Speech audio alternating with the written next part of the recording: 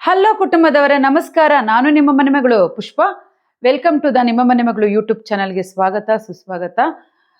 ತುಂಬ ಜನದ ಮನೆಯಲ್ಲ ಆರ್ಥಿಕ ಪರಿಸ್ಥಿತಿ ತುಂಬಾನೇ ಪ್ರಾಬ್ಲಮ್ ಇರುತ್ತೆ. ಯಾಕೆಂದರೆ ಲಕ್ಷ್ಮಿ ಅನ್ನೋ ಎಲ್ಲರ ಮನೆಗೂ ಬೇಕು, ಎಲ್ಲರ ಮನೇಲೂ ಇರಬೇಕು ಅಂತ ಎಲ್ಲರೂ ಆಸೆ ಪಡ್ತಾರೆ. ಜನ ಜನ ಕಾಂಚನ ಲಕ್ಷ್ಮಿ ಇದ್ರೇನೆ ಅಲ್ವಾ ಎಲ್ಲ. ಲಕ್ಷ್ಮಿ ಇಲ್ಲ ಅಂದರೆ ಏನೂ ಆಗಲ್ಲ.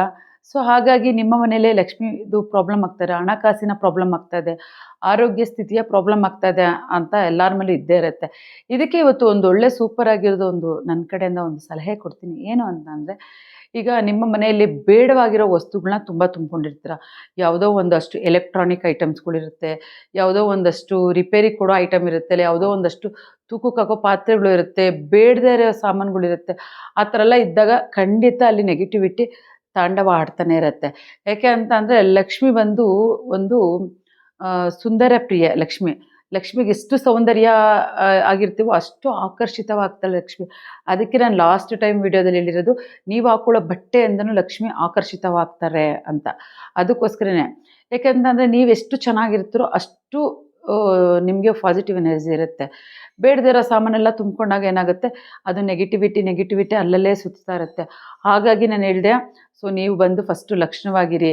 ಮತ್ತು ಮನೇಲಿರೋ ಹಳೆಯ ಸಾಮಾನು ಯಾವುದು ನಿಮಗೆ ಯೂಸ್ ಮಾಡೋದಕ್ಕೆ ಬೇಕು ಅದನ್ನು ಮಾತ್ರ ತೊಗೊಳ್ಳಿ. ಯೂಸ್ ಮಾಡೋಕ್ಕೆ ಬರದೇ ಇರೋ ಅಂಥ ವೇಸ್ಟು ಅಡುಗೆ ಮನೇಲಿ ಯೂಸ್ ಮಾಡೋ ಅಂಥ ಪಾತ್ರೆಗಳಾಗಿರ್ಬೋದು, ಇಲ್ಲ ಎಲೆಕ್ಟ್ರಾನಿಕ್ ಐಟಮ್ಸ್ಗಳಾಗ್ಬೋದು, ಇಲ್ಲ ರೂಮಲ್ಲಿ ಯಾವ ಐಟಮ್ಸ್ ಯೂಸ್ ಮಾಡ್ತಾರೋ ಆ ಐಟಮ್ಸ್ ಆದರೂ ಅಷ್ಟೇ. ಬೇಡದೇ ಇರೋ ಐಟಮ್ಸ್ನ ಗಂಟು ಕಟ್ಟೋದು, ಮೇಲಿಡೋದು ಅದೆಲ್ಲ ಮಾಡೋದಕ್ಕೆ ಬಿಡಿ. ಬೇಡದೇ ಇರೋ ಐಟಮ್ಸ್ ಅಂದರೆ ಅದನ್ನ ಏಕೆ ಇಟ್ಕೊತೀರ? ಮನೆಯಲ್ಲ ತೊಗೊಂಡೋಗಿ ತೂಕಕ್ಕೆ ಹಾಕಿ ಅದನ್ನು ತೆಗೆದುಬಿಡಿ. ಇನ್ನೊಂದು, ಮನೇನ ನೀವು ಎಷ್ಟು ಸ್ವಚ್ಛವಾಗಿ ಇಟ್ಕೊಂಡಿರ್ತೀರೋ ಅಷ್ಟು ಚೆನ್ನಾಗಿ ಲಕ್ಷ್ಮಿ ಹೊಲಿತಾಳೆ. ಯಾಕೆ ಅಂತಂದರೆ, ನೀವು ಮನೆ ಅನ್ನೋದು ಬಂದು ನಮಗೆ ದೇವಸ್ಥಾನ ಥರ ಅಂತ ಹೇಳ್ತಾರೆ. ಅದೊಂಥರ ದೇವಸ್ಥಾನ ರೂಪನೇ. ಈಗ ನೀವು ದೇವ್ರ ಮನೇಲೂ ಅಷ್ಟೇ ಪೂಜೆ ಮಾಡೋಕ್ಕೆ ಹೋಗ್ಬೇಕಾದ್ರೆ ಈ ನೈಟಿ ಹಾಕ್ಕೊಂಡೇ ಹೋಗಬೇಡಿ ದೇವ್ರ ಪೂಜೆ ಮಾಡೋದಕ್ಕೆ. ನಿಜವಾಗ್ಲೂ ಅದು ನೆಗೆಟಿವ್ ಎನರ್ಜಿ. ಪಾಸಿಟಿವ್ ಎನರ್ಜಿ ಅಂತೂ ಅಲ್ಲೇ ಇಲ್ಲ, ನೆಗೆಟಿವ್ ಎನರ್ಜಿ.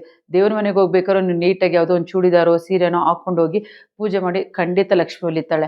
ಮತ್ತು ಇನ್ನೊಂದೇನು ಅಂದರೆ, ಈಗ ಯಾರೋ ಒಬ್ಬರು ಮನೇಲಿರಲ್ಲ, ಯಾರೋ ಒಬ್ಬರು ಸತ್ತೋಗಿರ್ತಾರೆ, ಅವರ ನೆನಪಿನ ಒಂದಷ್ಟು ಬಟ್ಟೆಗಳಾಗಲಿ, ಒಂದಷ್ಟು ವಸ್ತ್ರಗಳಾಗಲಿ, ಇಲ್ಲ ಅವರು ಸಂಬಂಧಪಟ್ಟಿದ್ದು ಏನೋ ಅಂದರೆ ತುಂಬ ದೊಡ್ಡ ದೊಡ್ಡ ಬೆಲೆ ಬಾಳೋ ಐಟಮ್ನ ಇಟ್ಕೊಂತೀವಿ, ಅವ್ರ ನೆನಪಿಗೆ ಇಟ್ಕೊಳ್ಳಲ್ಲ ಅಂತ ಹೇಳಲ್ಲ.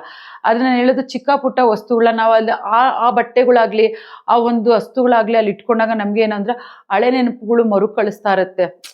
ಅವರಿದ್ರು, ಅವ್ರು ಹಾಕೊಂತಿದ್ರು, ಮಾಡ್ತಾರೆ.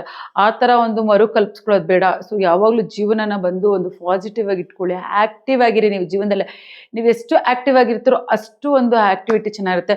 ಮತ್ತು ಇನ್ನೊಂದು ಹೇಳ್ಬೇಕು ಅಂದ್ರೆ, ಅನ್ನಪೂರ್ಣೇಶ್ವರಿ ಜಾಗ ಅಡುಗೆ ಮನೆನ ಬಂದು ಆದಷ್ಟು ಸ್ವಚ್ಛವಾಗಿಡಿ. ನೈಟ್ ಮಲಗಬೇಕಾದ್ರೆ ಯಾವುದೇ ಪಾತ್ರೆನ ಸಿಂಕಲ್ಲಿ ಬಿಡಬೇಡಿ. ನೀಟಾಗಿ ಎಲ್ಲ ಪಾತ್ರೆನ ತೊಳೆದು ಅಡುಗೆ ಮನೆನ ನೀಟಾಗಿ ಕ್ಲೀನ್ ಮಾಡಿ ಇಟ್ಟಿರಬೇಕು. ನೀವು ಬೆಳಗ್ಗೆ ಎದ್ದೇಳ್ತೀರಾ, ಮಗುಗೆ ನಿಮ್ಮ ಯಜಮಾನ್ರಿಗೆ ಏನೋ ಒಂದು ಟಿಫನ್ ಮಾಡೋದಕ್ಕೆ ಅಂತ ಅಂದಾಗ ಅಡುಗೆ ಮನೆಗೆ ಬಂದಾಗ ಬೆಳಗ್ಗೆ ಒಂಥರ ಅವಾಗ ನಿಮ್ಮ ಮೈಂಡ್ ನೋಡಿದ ತಕ್ಷಣ ಸಮಾಧಾನ ಅನಿಸುತ್ತೆ, ಎಷ್ಟು ಖುಷಿ ಅನಿಸುತ್ತೆ ಗೊತ್ತಾ. ಆವಾಗ ಬಂದು ಏನೋ ಒಂದು ಟಿಫನ್ ಮಾಡಿಕೊಂಡು ಮಕ್ಳದ್ದು ಮಾಡ್ತೀರಾ. ಅದೇ ನೈಟ್ ನೀವು ಇದನ್ನು ನೀವು ಪರೀಕ್ಷೆ ಮಾಡಿ ನೋಡಿ.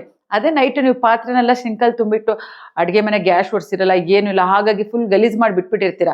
ಅವಾಗ ಬಂದು ನೋಡಿ, ನಿಮಗೆ ಅಡುಗೆ ಮನೆ ನೋಡಿದಾಗಪ್ಪ ಏನಪ್ಪ ಇದ್ರಲ್ಲಿ ಟಿಫನ್ ಬೇರೆ ಮಾಡಬೇಕಾ, ಹೇಗಪ್ಪ ಅನ್ನೋದೊಂದು ಸಂಕಟ ಶುರುವಾಗುತ್ತೆ.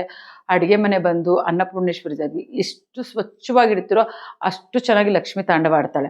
ಮತ್ತು ಇನ್ನು ನೀವು ಕೆಲವು ಊರಿಗೆಲ್ಲಾದರೂ ಹೋಗ್ತೀರಾ ಅಂತ ಅಂದ್ಕೊಳ್ಳಿ. ಊರಿಗೆಲ್ಲಾದರೂ ಹೋದಾಗ ಅಡುಗೆ ಮನೆಯನ್ನೆಲ್ಲ ಖಾಲಿ ಮಾಡಿ, ಅಂದರೆ ಪಾತ್ರೆಗಳೆಲ್ಲ ತೊಳೆದು ಗ್ಯಾಸ್ ಎಲ್ಲ ನೀಟ್ ಮಾಡಿ ಇಟ್ಕಿರ್ತೀರ.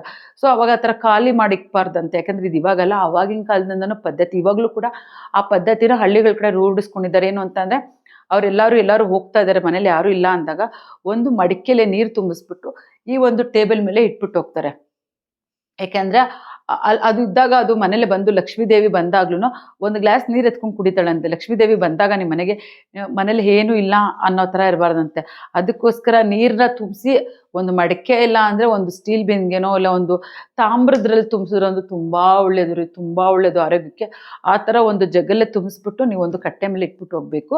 ಮತ್ತು ನೈಟೆಲ್ಲ ಅಡುಗೆ ಮಾಡಿರ್ತಾರೆ, ಅಡುಗೆ ಮಾಡಿದಾಗ ನೀವು ಬಂದು ಆ ಗ್ಯಾಸ್ ಸ್ಟವ್ ಮೇಲೆ ದಯವಿಟ್ಟು ಅಡುಗೆ ಪಾತ್ರೆಗಳ್ನ ಇಡಬೇಡಿ. ಅದು ತುಂಬಾ ಬ್ಯಾಡ್ ಎನರ್ಜಿ ಅದು.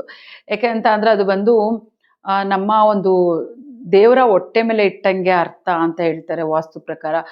ನಾವೇನೇ ಅಡುಗೆ ಮಾಡಿದ್ರು ಅಡುಗೆನ ಬಂದು ಸೈಡಲ್ಲೇ ಇಟ್ಕೋಬೇಕಂತೆ, ಗ್ಯಾಸ್ ಸ್ಟವ್ ಮೇಲೆ ಇಟ್ಟು ಬಿಡಬಾರ್ದಂತೆ. ಮತ್ತು ಮನೆಗೆ ಇವತ್ತು ಇನ್ನೂ ಒಂದು ಅದ್ಭುತವಾಗಿ ನಿಮ್ಗೆ ಹಣಕಾಸಲ್ಲೆಲ್ಲ ಚೆನ್ನಾಗಾಗಬೇಕು, ಕಾಂಚನ ಜನ ಚೆನ್ನಾಗಿ ಬರಬೇಕು, ಆರೋಗ್ಯ ಪರಿಸ್ಥಿತಿ ಸುಧಾರಿಸ್ಬೇಕು ಅಂತ ಅಂದಾಗ ನಾನು ಇವತ್ತು ಇನ್ನೂ ಒಂದು ಟಿಪ್ಸ್ ಹೇಳೋದಕ್ಕೆ ಇಷ್ಟಪಡ್ತೀನಿ. ನೋಡಿ, ನಾನಿಲ್ಲಿ ಅಲೋವೆರಾ ಗಿಡನ ಇಟ್ಟಿದ್ದೀನಿ. ಇದು ಎಷ್ಟು ಚೆನ್ನಾಗಿ ಬಂದಿದೆ. ನಾನು ಹಾಕಿದ್ದು ಒಂದೇ ಗಿಡ, ಒಂದು ಗಿಡಗೆ ಮತ್ತೆ ಇಲ್ಲಿ ಇನ್ನೊಂದು ಮರಿ ಹಾಕಿದೆ ಗಿಡ, 2 ಗಿಡ ಒಟ್ಟಿಗೆ ಬಂದಿದೆ. ನಾನಿಲ್ಲಿ ಒಂದು ಮನಿ ಪ್ಲ್ಯಾಂಟ್ ಗಿಡನೂ ಇಟ್ಟಿದ್ದೀನಿ. ಸೊ ಅದು ತುಂಬಾ ಒಳ್ಳೆಯದು ಅಂತ. ಹಾಗೆ ಬಂದು ಇಲ್ಲಿ ನಾನು ಅಲೋವೆರಾ ಗಿಡನ ನಾನು ಅಡುಗೆ ಮನೇಲಿ ಇಟ್ಟಿದ್ದೀನಿ. ಯಾಕೆಂದರೆ ಈ ಥರ ಒಂದು ಅಲೋವೆರಾ ಗಿಡನ ನಿಮ್ಮ ಮನೆಯಲ್ಲೇ ಅಡುಗೆ ಮನೇಲೂ ಇಡಿ, ತುಂಬಾ ಒಳ್ಳೆಯದು. ಇದರಿಂದ ನಿಮಗೆ ಧನಾಕರ್ಷಣೆ ಆಗುತ್ತೆ, ಲಾಭ ಬರುತ್ತೆ, ತುಂಬಾ ಒಳ್ಳೆಯದು. ಸೊ ಈಗ ನಾನು ಹೇಳಿರೋದಕ್ಕೆ ನೀವು ಯಾವುದು ದುಡ್ಡು ಖರ್ಚು ಮಾಡೋ ಅವಶ್ಯಕತೆನೇ ಇಲ್ಲ, ಅಗತ್ಯನೂ ಇಲ್ಲ. ಸೊ ನೀವು ಇಡಬೇಕಾಗಿದ್ದು ಒಂದು ಅಲೋವೆರಾ ಗಿಡ. ಅದ್ರ ಜೊತೆ ನಾನು ಹೇಳಿರೋ ಅಷ್ಟು ಒಂದು ಚೇಂಜಸ್ಗಳನ್ನ ನೀವು ಚೇಂಜಸ್ ಮಾಡ್ಕೊಳ್ಳಿ, ಖಂಡಿತ ಒಳ್ಳೆಯದಾಗುತ್ತೆ. ಎಲ್ಲರಿಗೂ ಲಕ್ಷ್ಮೀ ತಾಯಿ ಒಲಿಲಿ, ಲಕ್ಷ್ಮೀ ತಾಯಿ ಅವ್ರಿಗೆ ಹರಸ್ಲಿ, ಅವರ ಮನೆಗೆ ಬರಲಿ, ಸುಖ ಸಂಪತ್ತು ಕೊಡಲಿ ಅಂತ ನಾನು ಕೂಡ ಕೇಳ್ಕೊತೀನಿ. ಸೊ ನಿಮಗೆ ಈ ವಿಡಿಯೋ ಇಷ್ಟ ಆದರೆ ಹಾಗೆ ಒಂದು 4 ಜನಕ್ಕೆ ಶೇರ್ ಮಾಡಿ. ಇಲ್ಲಿಗೆ ನಾನು ವಿಡಿಯೋ ಎಂಡ್ ಮಾಡ್ತಾ ಇದ್ದೀನಿ. ಧನ್ಯವಾದಗಳು.